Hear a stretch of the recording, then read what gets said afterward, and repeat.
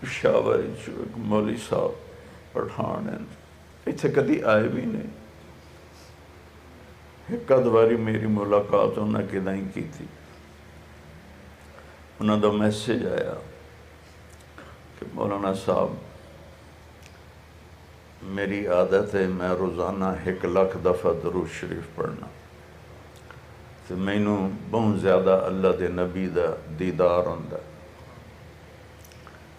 تو میں انہوں نہیں پتا میرے پتر دا نام عاصم جمیل، انہوں نہیں پتا میرا کی خاندانی بیک گراؤنڈ ہے. غریب جی مولوی صاحب ہے، پشاور شرانت. کہ مولانا صاحب میں